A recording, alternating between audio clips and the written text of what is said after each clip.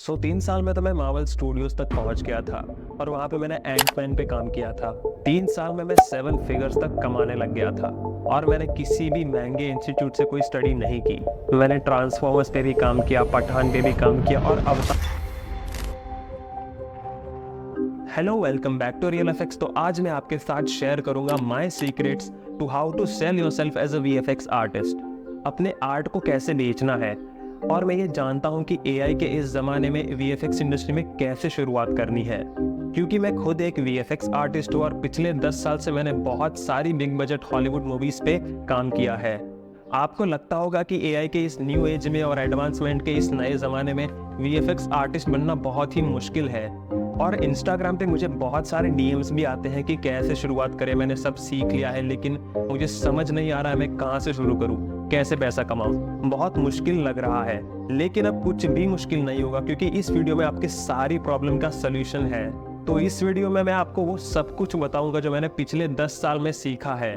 खुद को मार्केट कैसे करना है, खुद का पोर्टफोलियो कैसे बनाना है और नेटवर्किंग कैसे करना है, और अपने स्किल्स का सही जगह पे यूज करके पैसा कैसे कमाना है। अक्सर इन टॉपिक्स के बारे में कोई बात नहीं करता, लेकिन हम इस टॉपिक के बारे में बात करेंगे और सबको सिखाएंगे कि आखिर क्रैक कैसे करना है। इस वीडियो में जो आप सीखने वाले हो वो आपको किसी कोचिंग इंस्टीट्यूट में नहीं सीखने मिलेगा। फर्क नहीं पड़ता आप बिगिनर हो या प्रो हो, ये वीडियो सबके लिए है। तो वीडियो को पूरा देखना, क्योंकि आधे अधूरे ज्ञान का कोई फायदा नहीं है।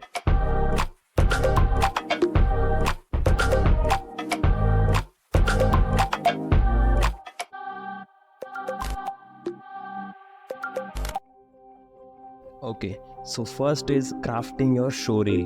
तो जब भी शोरील की बात आती है तो यहाँ पे बहुत सारे लोग गलती कर बैठते हैं, शोरील को अच्छे तरीके से प्रेजेंट ही नहीं कर पाते। और बहुत सारे लोगों को तो पता ही नहीं कि शोरील को प्रेजेंट कैसे करना है, हमारे एक एक स्किल को, हमारे एक एक शॉट्स को कैसे प्रेजेंट करना है। तो यूजुअली बहुत सारे आर्टिस्ट ये करते हैं कि वो रैंडम शॉट्स उठा के रैंडम तरीके से प्लेस कर देते हैं और अपना शोरील बना देते हैं और रैंडम म्यूजिक डाल देते हैं, खत्म हो गया।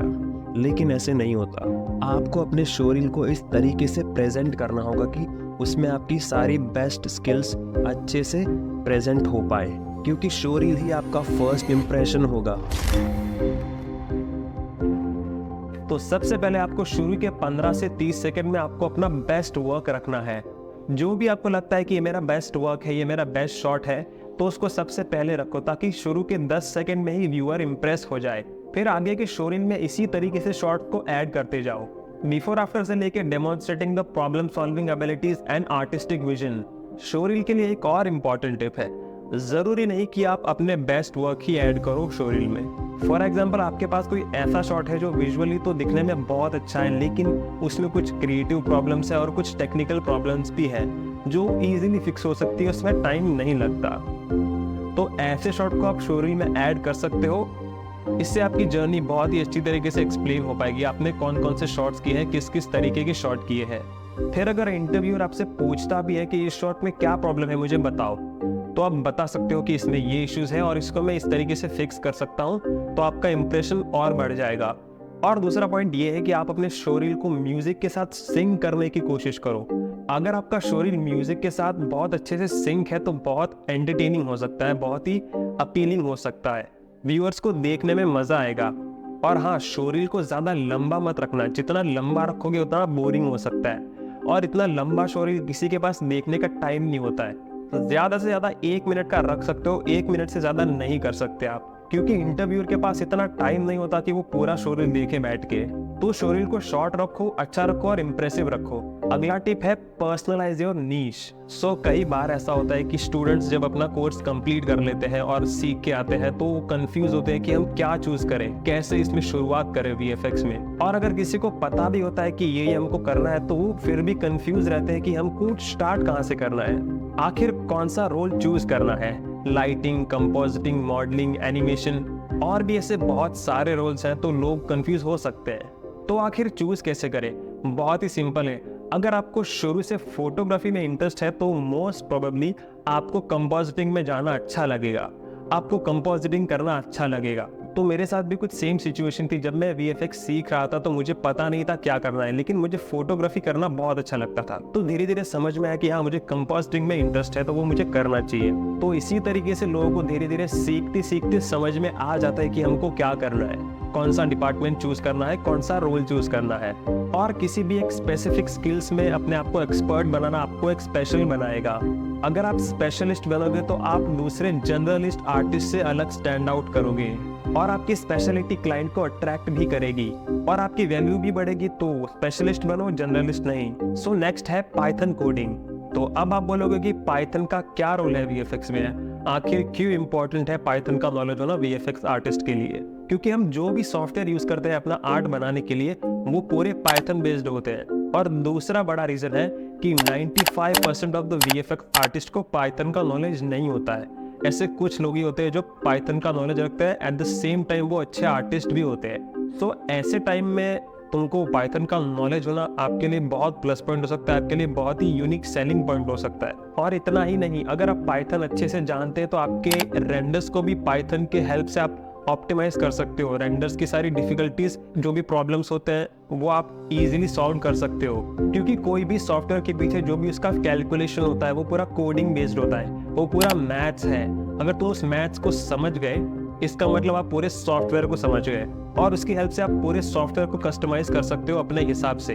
और इसका मतलब ये है कि आपको किसी भी टेक्निकल प्रॉब्लम को सॉल्व करने में कोई मुश्किल नहीं होगी। और VFX के लिए आप पाइथन कहाँ से सीख सकते हैं, क्या सोर्स है, कोई वीडियो से, कोई चैनल से, उसके लिंक मैं आपको डिस्क्रिप्शन में डाल दूंगा, वो आप चेकआउट कर सकते हो। तो नेक्स्ट है develop your own custom tools. मान लो कि आप एक बहुत ही अच्छे और सीनियर VFX आर्टिस्ट हो, आपको बहुत अप्रिसिएशन मिलता है, लेकिन आपका बहुत सारा टाइम रिपीटेटिव टास्क करने में चला जाता है। सोचो अगर आप इन सारे रिपीटेटिव टास्क को ऑटोमेट कर सकते तो आपका कितना सारा टाइम बच जाता, आप अपना काम कितनी तेजी से कर सकते। तो इन सारे टास्क को ऑटोमेट करने के लिए आपको अपना कस्टम टूल्स बनाना पड़ेगा। अगर आप अपने कस्टम टूल्स बनाना जानते हो तो आपके लिए ये बहुत ही अच्छा सेलिंग पॉइंट हो सकता है। और आपने ऐसे बहुत सारे कस्टम टूल्स देखे होंगे ऑनलाइन, जैसे प्रीमियर प्रो के लिए मिस्टर हॉर्स है, आफ्टर इफेक्ट्स के लिए वीडियो को पायलट है, और ब्लेंडर के लिए कितने सारे एड ऑन्स है, और न्यूक के लिए कितने सारे गिज़मोज भी हैं, जैसे थीम टूल्स है। ये बहुत सारे ऐसे ऑटोमेटेड प्लगइन्स है जो आर्टिस्ट का काम बहुत इजी कर देते हैं। लेकिन हम ऐसे कस्टम टूल्स कैसे बनाएं, कहाँ से स्टार्ट करें, कैसे सीखें ये कस्टम टूल्स बनाना? तो कस्टम टूल्स बनाने के लिए आपको पाइथन का नॉलेज होना बहुत ज़रूरी है।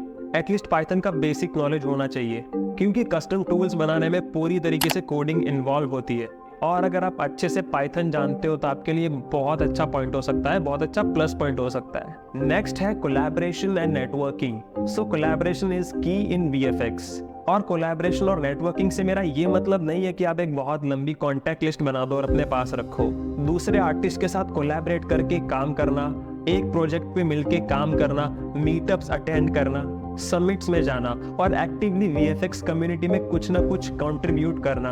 और अगर आप किसी पर्सनल प्रोजेक्ट पे किसी दूसरे आर्टिस्ट के साथ मिलके कोलैबोरेट करके काम करते हो तो उससे आपका पोर्टफोलियो भी बिल्ड होगा, और एज अ फ्रीलांसर काम करना आपका नेटवर्किंग बढ़ा सकता है। मान लो अगर आपको किसी क्लाइंट से फ्रीलांस का प्रोजेक्ट मिलता है और उस प्रोजेक्ट को आप परफेक्टली टाइम पे कंप्लीट करके दे देते हो क्लाइंट को, और उसकी सारी रिक्वायरमेंट्स पूरी कर देते हो, तो क्लाइंट इम्प्रेस हो जाएगा, और फ्यूचर में वो क्लाइंट आपको और प्रोजेक्ट्स दे सकता है और काम दे सकता है। सो इसी तरीके से नेटवर्किंग बढ़ाई जा सकती है, कनेक्शंस बढ़ाए जा सकते हैं। सो फ्रीलांस करना बहुत इंपॉर्टेंट है कि मैंने फ्रीलांस का ही यूज़ करके मेरे कनेक्शंस बढ़ाए हैं, मेरे क्लाइंट्स बढ़ाए हैं। मेरे पास इतना काम होता है कि मैं कभी फ्री नहीं बैठता। और अगर सोशल मीडिया पे नेटवर्किंग की बात करूं तो लिंक्डइन सबसे बेस्ट प्लेटफॉर्म है। लिंक्डइन पे आपको इंडस्ट्री के बेस्ट प्रोफेशनल्स मिल जाएंगे, आप उनसे कनेक्शंस बना सकते हो। इंडस्ट्री के सारी न्यूज़ से आप अप टू डेट रह सकते हो लिंक्डइन के थ्रू।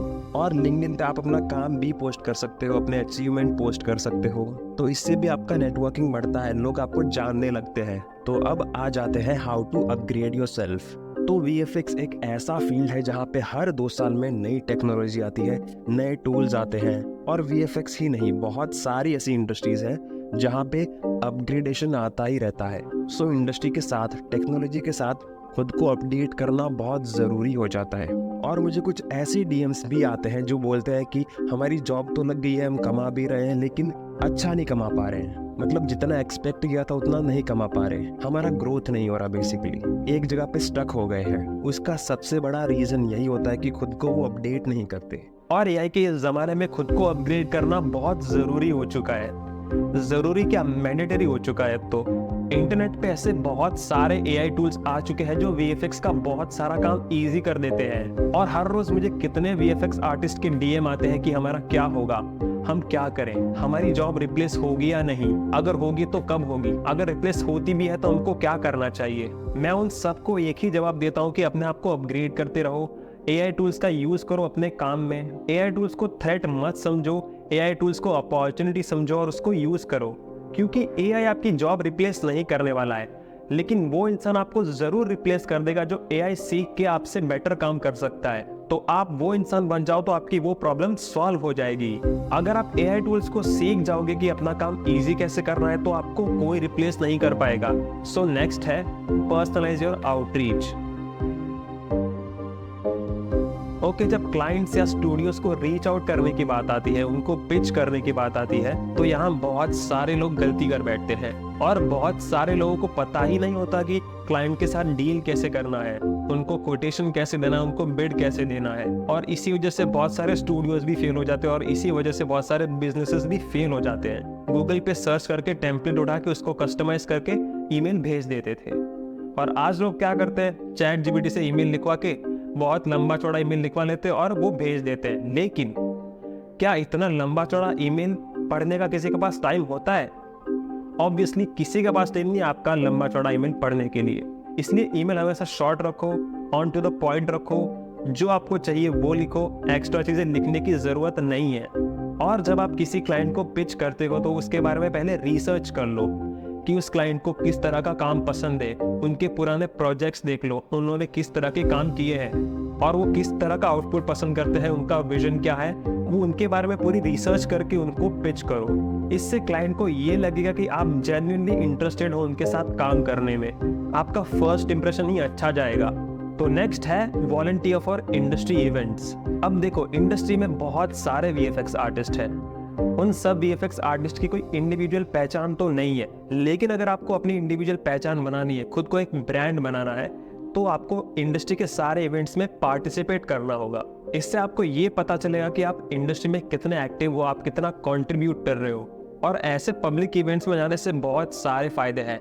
आप लोगों से कनेक्शन बिल्ड कर सकते हो, इंडस्ट्री के बेस्ट लोगों से, बेस्ट वीएफएक्स आर्टिस्ट से मिल सकते हो, उनसे सीख सकते हो।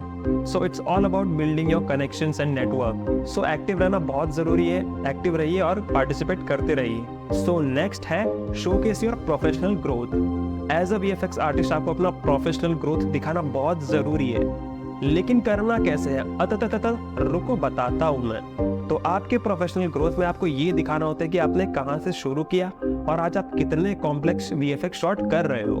मैं आपको एक इसका सिंपल सा रूल बता देता हूँ। हर साल एक टारगेट बना लो कि आज मैं मार्वल्स पे काम कर रहा हूँ, नेक्स्ट ईयर मुझे अवतार पे काम करना है। आज मैं सिर्फ ग्रीन स्क्रीन शॉट कर रहा हूँ, नेक्स्ट ईयर मुझे फुल सीजीआई शॉट्स करने हैं। आज मैं आफ्टर इफेक्ट पे कंपोजिटिंग कर रहा हूँ, नेक्स्ट ईयर मुझे न्यूक पे कंपोजिटिंग करना है। तो हर साल आप ऐसे ही टारगेट्स बनाते जाओ ताकि आप उनको अपने पोर्टफोलियो में ऐड कर पाओ और अपना पोर्टफोलियो एकदम स्ट्रांग बना पाओ। तो आखिर में मैं यही कहना चाहता हूँ कि अपडेटेड रहो, एआई का ज़माना है, सारे टूल्स यूज़ करो, एआई से डरो मत, एआई को यूज़ करो। और इस वीडियो में इतना ही। अगर ये वीडियो आपको अच्छा लगा तो वीडियो को लाइक कर देना, अगर अच्छा नहीं लगा तो वीडियो को डिसलाइक भी कर सकते हो। चैनल को सब्सक्राइब कर दो और बेल आइकन को दबा दो ताकि लेटेस्ट वीडियो के आपको नोटिफिकेशन मिल जाए। तो मिलते हैं अगले वीडियो में, तब तक के लिए गुड बाय, टेक केयर, अल्लाह हाफिज, स्टे क्रिएटिव।